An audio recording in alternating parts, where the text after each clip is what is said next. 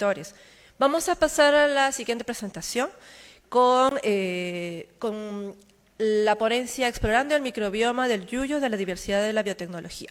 Invitamos a la doctora Greti Villena Chávez al estrado. La doctora Greti Villena es bióloga de formación con PhD en Ciencias e Ingeniería Biológicas de esta casa de estudios, con estancias de investigación en proteómica y genómica funcional en el Instituto de Investigación Genética y Biotecnología de Shizuoka, la Universidad de Japón.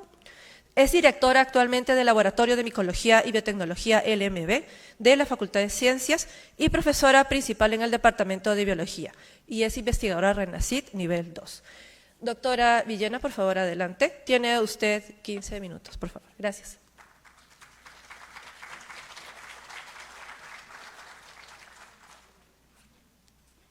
Muchas gracias, Fabiola. Muchas gracias a la doctora Patricia Gil, al vicerrectorado de investigación, al profesor César López y a todos quienes han organizado este importante evento.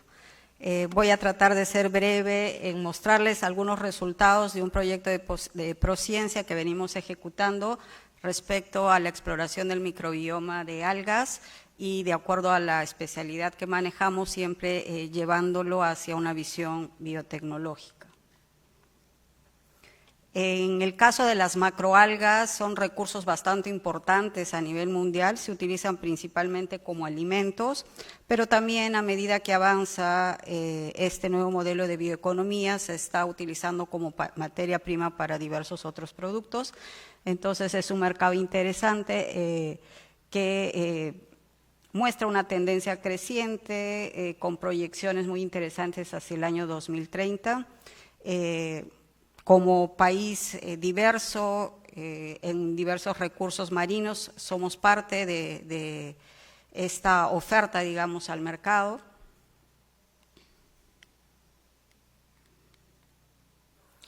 Y si bien son principalmente utilizadas como recurso alimenticio por sus diversas propiedades, cumplen una función ecológica importante como secuestrantes de carbono. También en tiempos recientes se le está dando importancia porque son fuentes de muchos compuestos que pueden tener un valor en el mercado. Por supuesto, también son materia prima renovable para producción de biocombustibles, principalmente bioetanol.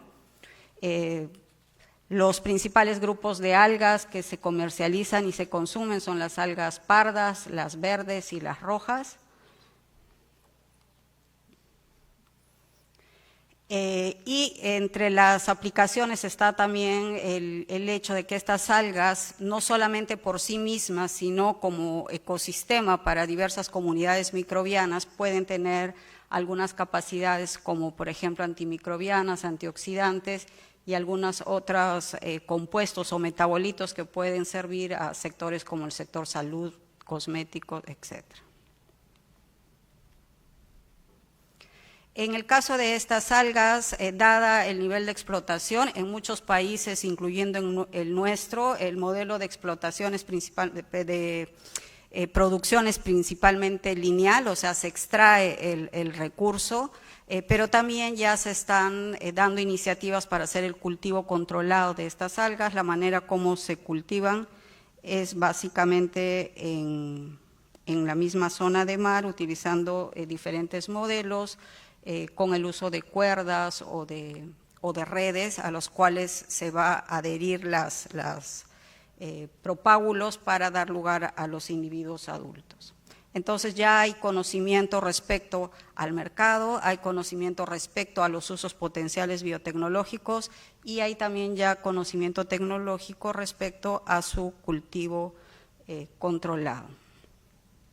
Sin embargo, a diferencia de otros recursos, hay muy poco respecto a qué relación tiene el microbioma, es decir, las comunidades microbianas que pueden estar presentes en la superficie de las algas o incluso dentro de las algas o en la columna de agua alrededor de las algas, qué implicaciones tienen en su crecimiento, en su tolerancia a estrés y otros, ¿no? Como ocurre en plantas, que es algo sí bastante bien estudiado, las interacciones de plantas con sus microorganismos rizosféricos o epífitos o endófitos. En el caso de algas se plantea también que mucho de su crecimiento, de la promoción de su crecimiento, depende de la presencia de bacterias que les van a dar una mejor disponibilidad de nutrientes, van a hacer síntesis de precursores de algunas hormonas necesarias para el crecimiento, van a generar procesos de señalización que van a inducir al alga a generar tolerancia a enfermedades. Entonces, esto es un campo en el cual se está trabajando actualmente. Hay reportes ya de microbiomas de macroalgas, obviamente acá no se ve, pero a la fecha no hay un reporte en el caso del recurso o del alga que estamos estudiando nosotros, que es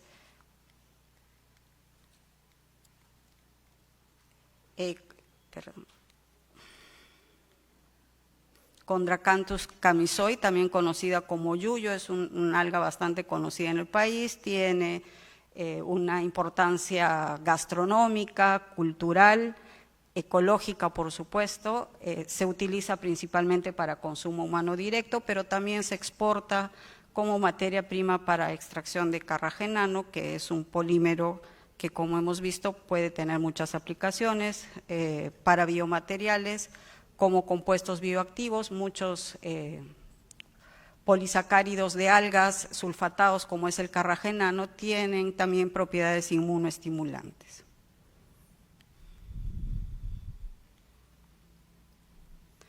Esta alga es morfológicamente muy plástica, es decir, tiene varias morfologías y también presenta alternancia de generaciones, tiene fases diploides, fases haploides, no pretendo dar mayor detalle de eso, pero hablamos de al menos 3 fases, la fase tetrasporofítica, que es la fase diploide, luego las estructuras reproductivas haploides en organismos que pueden ser cistocárpicos y organismos vegetativos que aparentemente no tienen fases reproductivas. Entonces es un alga bastante plástica desde el punto de vista morfológico y como mencioné, pese a que es un recurso bien conocido, se sabe poco de cuál es la implicancia del microbioma, no solamente en el crecimiento del alga, sino qué correlación tiene con algunas vías metabólicas del alga, y otras características. Entonces, a través de un proyecto de Prociencia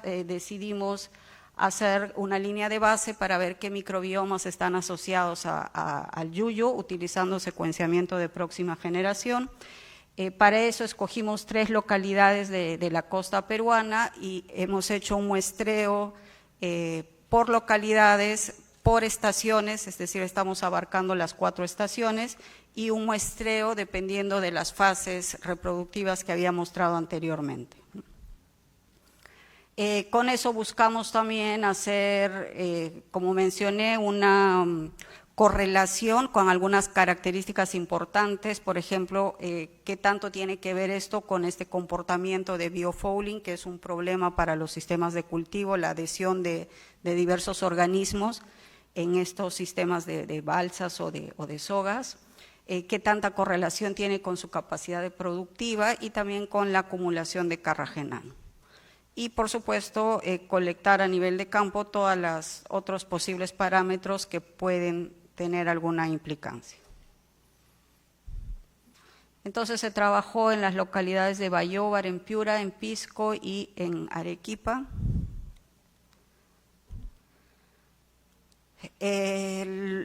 Como mencioné, hemos hecho una segregación de las fases reproductivas, obteniendo el gametofito masculino, el carposporofito, el tetrasporofito. A eso se le hicieron todos los análisis de talla, peso, morfología, y también esto mismo se utilizó, no esto mismo, pero digamos esta segregación de fases para hacer la extracción de ácidos nucleicos y poder hacer el secuenciamiento. También se evaluó la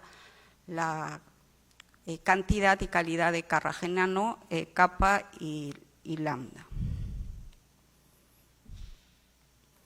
Para hacer propiamente el análisis de microbiomas se hizo el muestreo en las mismas localidades, pero teniendo en cuenta algunos cuidados respecto a la manipulación de muestras para luego hacer extracción de los ácidos nucleicos, ADN. Entonces se trabajó en una cadena de frío, se consideró la extracción de ADN de los microorganismos que están asociados a la superficie del alga, o sea, los epífitos y también los endófitos, los que están al interior del tejido del alga, y también la extracción de ADN del agua de mar, ¿no? Se hizo un secuenciamiento de próxima generación, un secuenciamiento masivo, y luego se hicieron los análisis para ver la diversidad microbiana.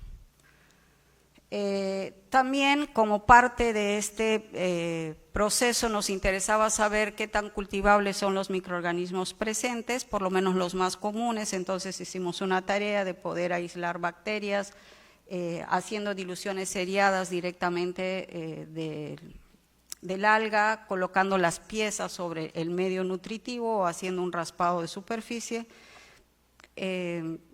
Utilizamos medios para aislar tanto bacterias como hongos, y entre las cosas que nos interesaba tamizar, es decir, ver si es que los microorganismos tenían propiedades antimicrobianas, producían compuestos antimicrobianos y antioxidantes. Estas son las metodologías de difusión, y utilizando el sustrato ABTAS para ver la capacidad antioxidante.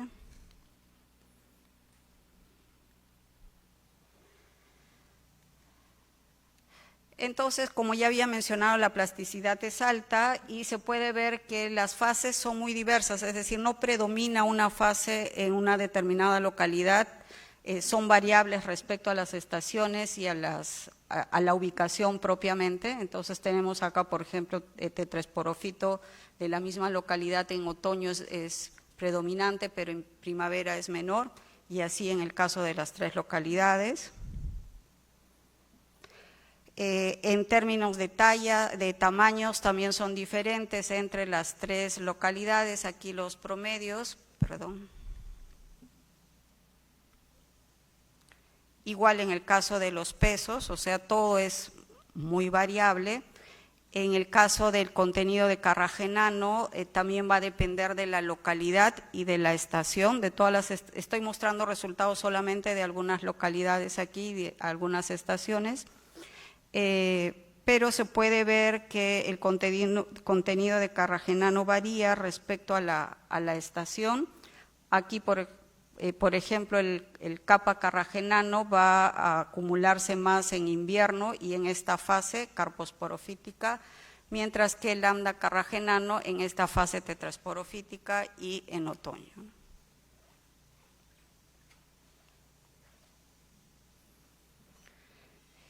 Todas estas determinaciones nos van a servir para tener un registro morfológico, fisiológico. Estamos midiendo productividad primaria, demanda de oxígeno, y luego nuestra tarea es correlacionar todas estas características con la composición del microbioma. Aquí les muestro solamente una tabla.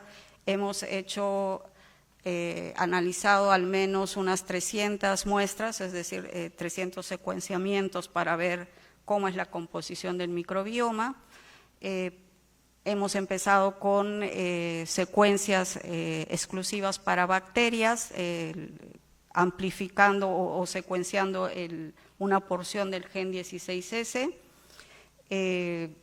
Como parte del análisis después del secuenciamiento se ha hecho un filtrado para retirar secuencias que corresponden a eucariotas. Recordemos que son organismos que están fuera del alga, y al ser también el alga un ecosistema para otros organismos, podríamos haber retirado también ADN de otros organismos eucariotas, también de los cloroplastos de la propia alga y de los mitocondrias. Entonces, de todas las lecturas, como ven son millones de lecturas, se retiran todas esas lecturas que no son válidas para nuestro análisis, y luego esas lecturas se comparan con las bases de datos. Nosotros elegimos un tipo de lecturas que se llaman los ASV, que representan secuencias únicas y muy precisas cuando uno quiere hacer determinación de filogenias. Entonces, solo para mostrar algunos resultados, lo primero que resaltó es que había una clara diferencia en la composición de microorganismos epífitos entre las fases reproductivas del alga, pero también entre el alga y la columna de agua. Es decir, no hay una correlación directa, es decir, los microorganismos que están presentes en el agua no necesariamente interaccionan con el alga, más bien parece que las algas albergan a comunidades propias, ¿no? Esto es en el caso de Pisco, en la estación de otoño. Lo que encontramos más abundante son proteobacterias, pero también hay cianobacterias, y esto es en el caso de Arequipa. Igual, cuando comparamos entre la localidad, el agua es muy diferente a las fases reproductivas, y obviamente si es que comparamos entre localidades también hay una diferencia muy significativa. Respecto a la diversidad o a la riqueza, vemos que la fase tetraesporofítica, en este caso, es la que alberga una mayor diversidad. El agua, la menor diversidad, generalmente proteobacterias, o sea, los microorganismos más comunes, y entre las fases también tenemos diferencias, ¿no? Esto nos representa el número de lecturas o los ASB que comparten. Por ejemplo, 141 son comunes a todas las muestras y que son luego mutuamente excluyentes, ¿no? Hasta llegar a las secuencias o especies que serían únicas de cada fase, o en el caso de aquí el agua, ¿no? Acá le hemos puesto membrana porque en realidad el agua la filtramos y extraemos el ADN a partir de la biomasa retenida en una membrana microbiológica.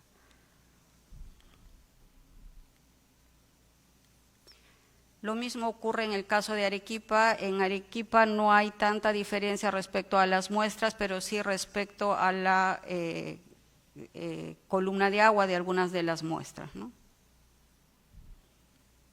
Igual aquí el diagrama de Venn mostrándonos el número de lecturas exclusivas para cada especie, para cada, fase reproductiva.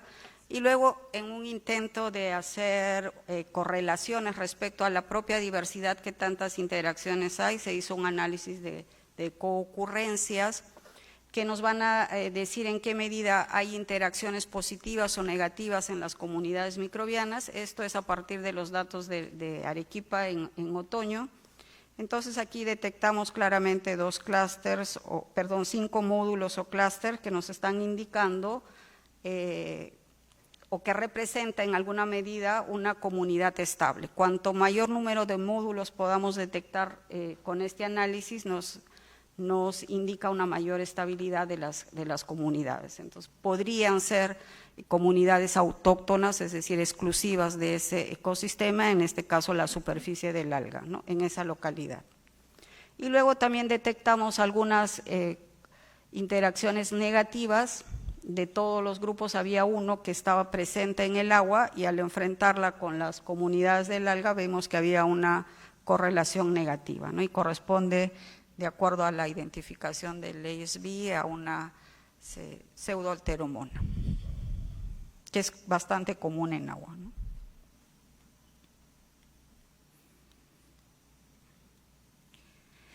Y bueno, respecto al aislamiento, como mencioné, utilizamos diferentes medios, logramos aislar tanto bacterias como hongos de diferentes morfologías y tamaños.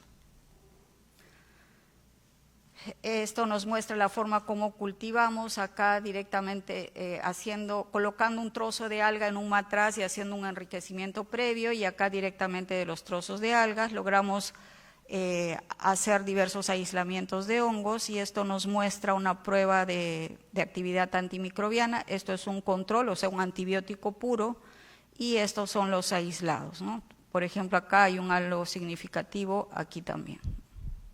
Se utilizaron para las pruebas, lo que ven opaco son las bacterias resistentes a los antibióticos. Utilizamos Escherichia coli, Staphylococcus aureus, Klebsiella y Pseudomonas. También probamos su actividad antioxidante mediante un ensayo colorimétrico utilizando el ABTS para ver si es que tenían capacidad de producir algún tipo de metabolito antioxidante. Detectamos al menos 2 colonias que no son superproductoras, pero podrían tener un potencial interesante. Entonces el reto ahora es, además de terminar todo el secuenciamiento para hacer estas correlaciones, también hacer ya la parte de secuenciamiento del genoma de estos microorganismos que hemos aislado físicamente, y mediante un análisis bioinformático, poder detectar aquellos genes que serían los responsables de la producción de estos metabolitos secundarios. Y bueno, eso es lo que quería mostrarles. Como les mencioné, estos resultados son parte del proyecto que venimos ejecutando gracias al financiamiento de Prociencia y Concitec. Y por supuesto, gracias al equipo de trabajo del Laboratorio de Micología y Biotecnología. Muchas gracias.